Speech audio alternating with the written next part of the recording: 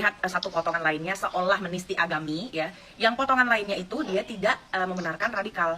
Dia menceritakan kasus Poso dan Papua. Ya. JK yang dilaporkan kemarin atas penistaan agama, nah itu kan diambil potongan tuh sini tuh. Jadi kalau sebenarnya kalau ditonton secara panjang, malah dia menyebutkan tidak ada. Lihat videonya ya. Agama Islam dan Kristen, bunuh orang tidak bersalah masuk neraka. Yang luar biasa kepada Pak Haji Muhammad Yusuf Kalla. Ya. Cokro TV ini yang disalahin ini. Adik Armando berarti. Masih menghafal Al-Quran, itu manfaatnya apa? Kalau gitu, rakyat Indonesia juga mendukung Pak JK ya. Saya juga nggak mengerti kenapa tiba-tiba Pak JK dilaporkan dengan tuduhan penistaan agama. Video yang diposting di beberapa JK platform sosial media bahwa itu potongan dan tidak sempurna, kemudian diberi narasi yang menyesatkan, pelintir, kemudian muncul kontroversi.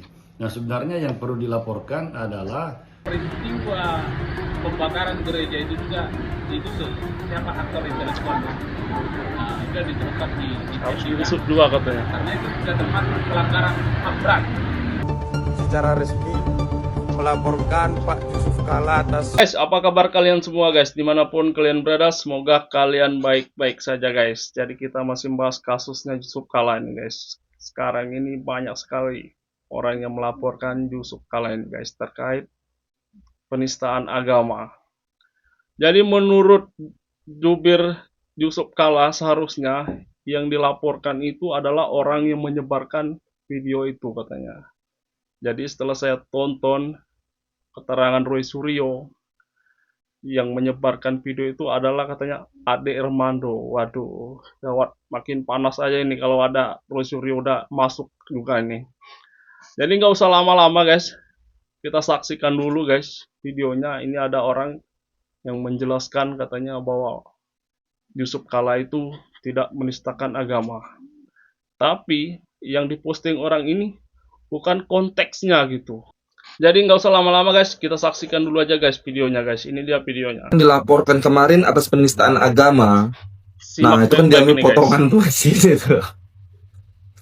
Jadi kalau sebenarnya kalau ditonton secara panjang, malah dia menyebutkan tidak ada. Tidak ada Pak ya memang kalau dipotong-potong jadi gitu dia. Ini kalian lihat videonya ya. Agama Islam dan Kristen, bunuh orang tidak bersalah masuk neraka. Anda semua masuk neraka. Ribuan, hampir 5.000 orang meninggal. Hanya karena ia membunuh merasa syahid. Hebat. Dibunuh pun orang tuanya tidak menyesal.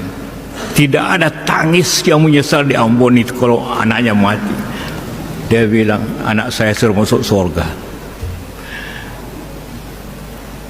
Bagaimana menghentikan benda mereka yang begitu?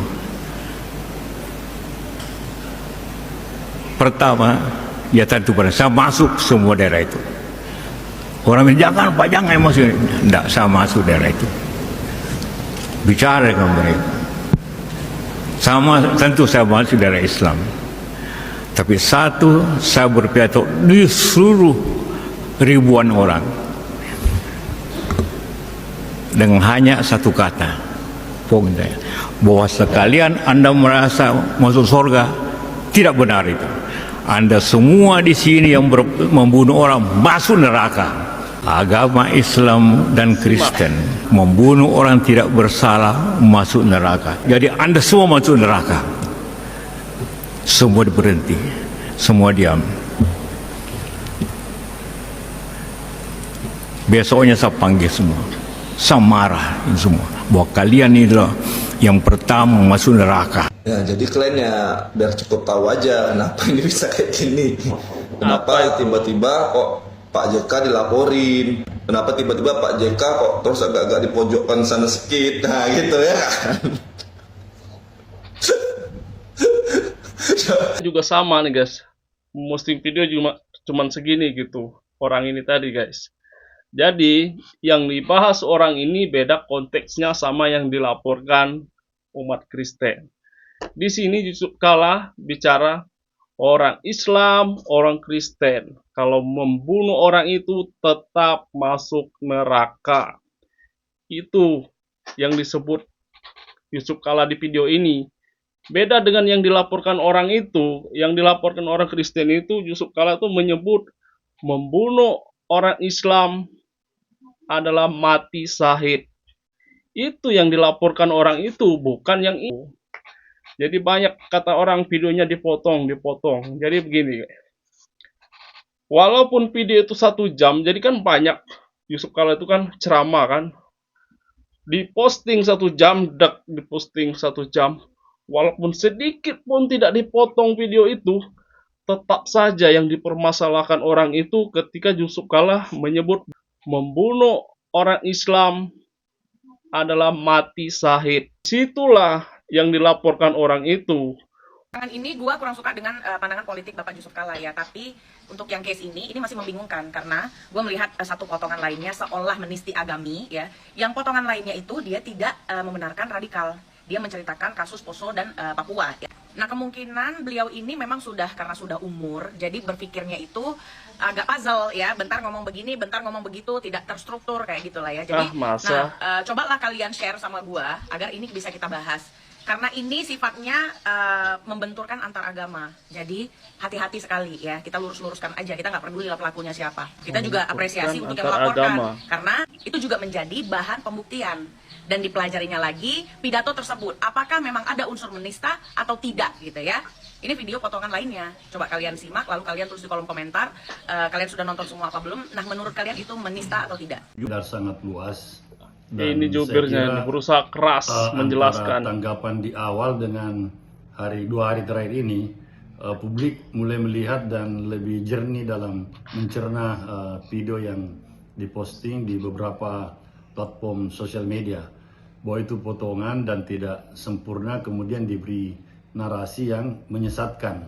Yang sebenarnya Pak JK menyampaikan suatu pembelajaran bagaimana sulitnya mengatasi sebuah konflik yang dilatar belakangi atau bernuansa agama, di mana semua pihak merasa benar dan sehingga dengan mudahnya saling membunuh.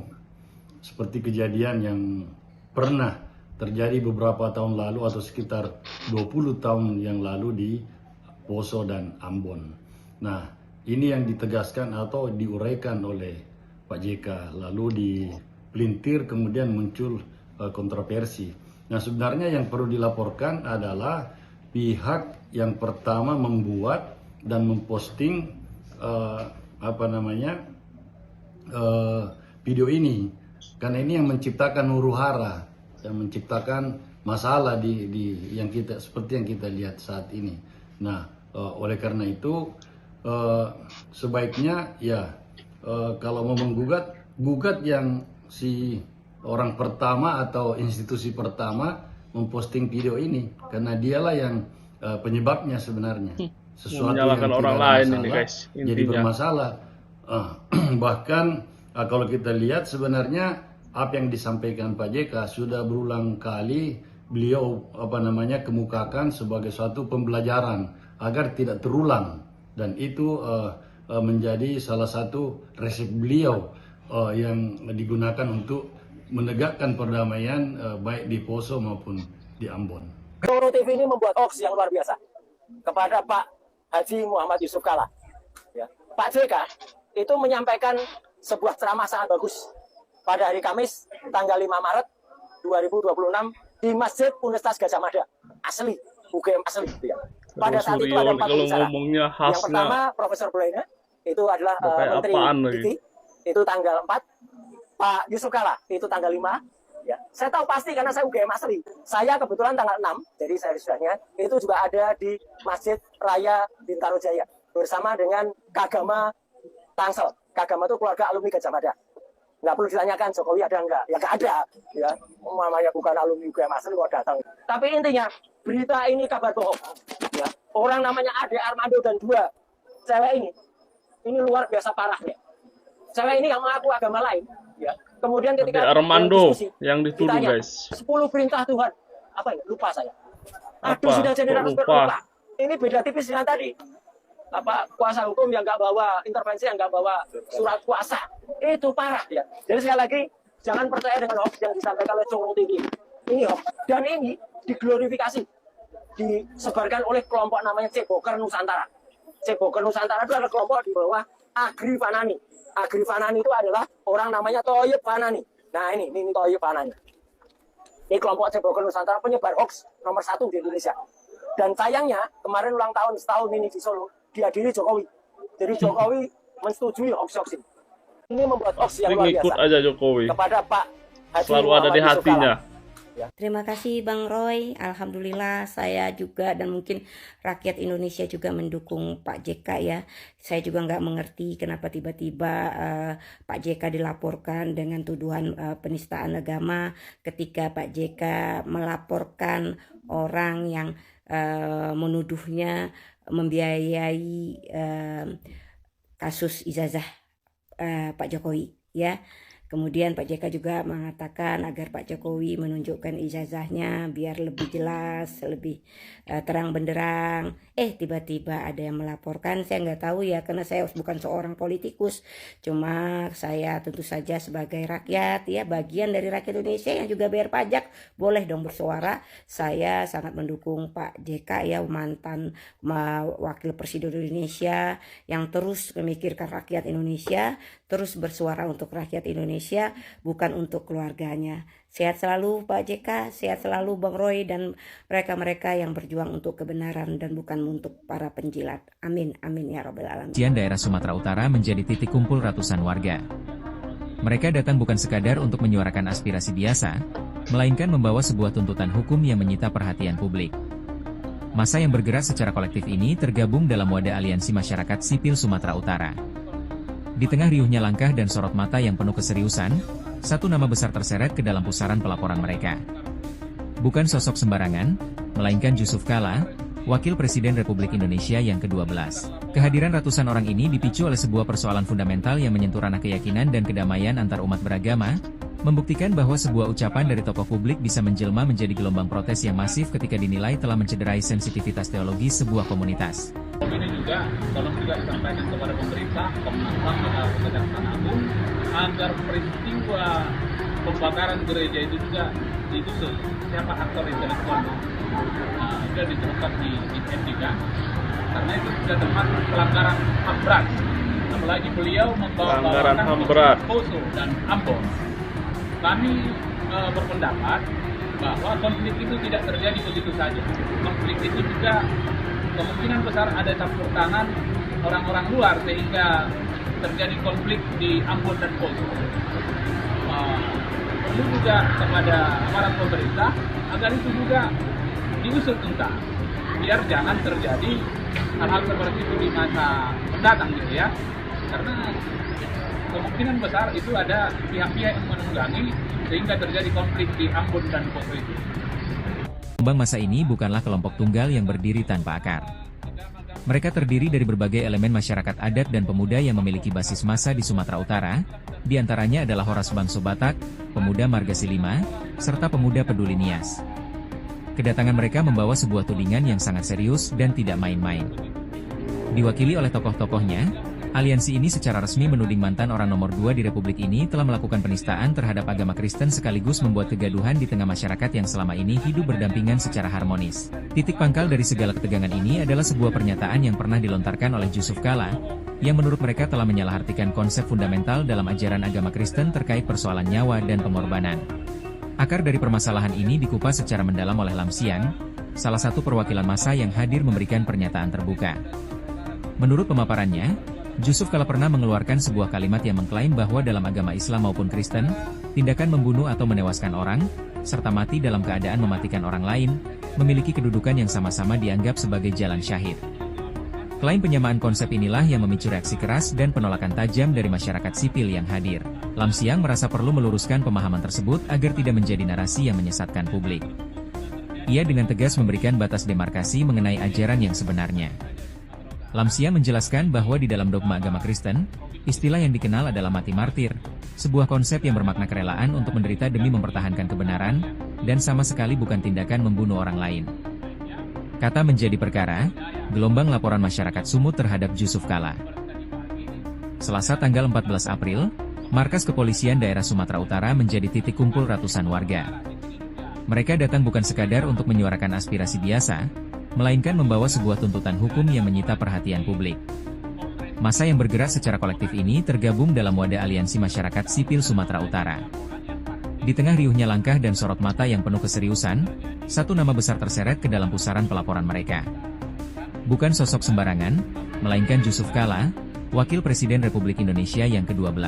Kehadiran ratusan orang ini dipicu oleh sebuah persoalan fundamental yang menyentuh ranah keyakinan dan kedamaian antar umat beragama, membuktikan bahwa sebuah ucapan dari tokoh publik bisa menjelma menjadi gelombang protes yang masif ketika dinilai telah mencederai sensitivitas teologis sebuah komunitas. Gelombang massa ini bukanlah kelompok tunggal yang berdiri tanpa akar. Mereka terdiri dari berbagai elemen masyarakat adat dan pemuda yang memiliki basis massa di Sumatera Utara, di antaranya adalah Horas Bangso Batak, pemuda Margasi 5, serta pemuda Peduli Nias. Kedatangan mereka membawa sebuah tudingan yang sangat serius dan tidak main-main. Diwakili oleh tokoh-tokohnya, aliansi ini secara resmi menuding mantan orang nomor 2 di Republik ini telah melakukan penistaan terhadap agama Kristen sekaligus membuat kegaduhan di tengah masyarakat yang selama ini hidup berdampingan secara harmonis. Titik pangkal dari segala ketegangan ini adalah sebuah pernyataan yang pernah dilontarkan oleh Jusuf Kalla, yang menurut mereka telah menyalahartikan konsep fundamental dalam ajaran agama Kristen terkait persoalan nyawa dan pengorbanan. Akar dari permasalahan ini dikupas secara mendalam oleh Lam Siang, salah satu perwakilan massa yang hadir memberikan pernyataan terbuka. Menurut pemaparannya, Jusuf Kalla pernah mengeluarkan sebuah kalimat yang mengklaim bahwa dalam agama Islam maupun Kristen, tindakan membunuh atau menewaskan orang, serta mati dalam keadaan mematikan orang lain, memiliki kedudukan yang sama-sama dianggap sebagai jalan syahid. Klaim penyamaan konsep inilah yang memicu reaksi keras dan penolakan tajam dari masyarakat sipil yang hadir. Lam Siang merasa perlu meluruskan pemahaman tersebut agar tidak menjadi narasi yang menyesatkan publik. Ia dengan tegas memberikan batas demarkasi mengenai ajaran yang sebenarnya. Lam Siang menjelaskan bahwa di dalam dogma agama Kristen, istilah yang dikenal adalah mati martir, sebuah konsep yang bermakna kerelaan untuk menderita demi mempertahankan kebenaran, dan sama sekali bukan tindakan membunuh orang lain. Peristiwa di markas kepolisian daerah Sumatera Utara ini pada akhirnya menjadi sebuah catatan penting dalam dinamika kebebasan berpendapat dan kerukunan umat beragama di Indonesia. Ratusan warga telah menyampaikan laporannya, namun prosesnya baru saja dimulai. Rangkaian peristiwa ini ditutup dengan sebuah harapan besar yang dititipkan oleh Deddy Mauri Simanjuntak, agar pihak kepolisian dapat bekerja secara profesional dalam menangani kasus yang sensitif ini. Kini, mata publik tertuju pada bagaimana hukum akan menavigasi pusaran di mana kata-kata seorang tokoh nasional bersinggungan langsung dengan keyakinan yang dipegang teguh oleh masyarakat. Pertanyaannya sekarang, mampukah proses hukum yang berjalan memberikan keadilan yang memuaskan semua pihak? Ataukah kasus ini akan menjadi pengingat abadi bagi kita semua bahwa setiap kata selalu memiliki konsekuensi yang harus dipertanggungjawabkan? Halo kawan-kawan, hari ini saya, Amria Sinaga dan Purato Sinaga secara resmi melaporkan Pak Jusuf Kalla atas dugaan penistaan agama Kristen ke Mabes Polri, yang dimana pada ceramah Pak Jusuf Kalla di Masjid UGM itu cukup memprovokasi antar umat beragama khususnya Kristen di seluruh Indonesia. Seharusnya Pak Jusuf Kalla itu sebagai negarawan harus menyampaikan pernyataan-pernyataan yang cukup sejuk, tidak berpotensi memecah belah umat beragama, tapi yang terjadi adalah malah sebaliknya. Jadi saudara-saudara, kita harapkan Polri bekerja secara profesional dan independen untuk mengungkap kasus penistaan agama ini. Mungkin itu saja yang ingin kami sampaikan. Teman-teman, mari kita kawal terus dugaan penistaan agama yang dilakukan oleh Pak Jusuf Kalla agar semua masyarakat yang ada di Indonesia ke depannya bisa menjaga diksi-diksi yang dia sampaikan ke publik. Terima kasih. Pada zaman sekarang, orang masih menghafal Al-Quran, itu manfaatnya apa? Kalau gitu, sekarang tuh menjadi tidak relevan lagi atau tidak menjadi sebuah kebutuhan yang prioritas untuk memiliki para penghafal. Karena kayak Anda aja tadi kan, begitu Anda lupa, Anda langsung klik keluar si Ali Imran, si Al-Maidah, si Az-Zariyat dan segala macam. Jadi what is the purpose? Apa manfaatnya bahwa ada banyak orang di Indonesia ini, di seluruh dunia menghafalkan Al-Quran? Ya aku setuju. Itu makanya aku ingin menyanggah opini Bang Ade tentang aku, yang mana Bang Ade bilang aku hafal Quran itu luar biasa. Karena bagiku jadinya itu biasa aja karena tidak ada manfaatnya.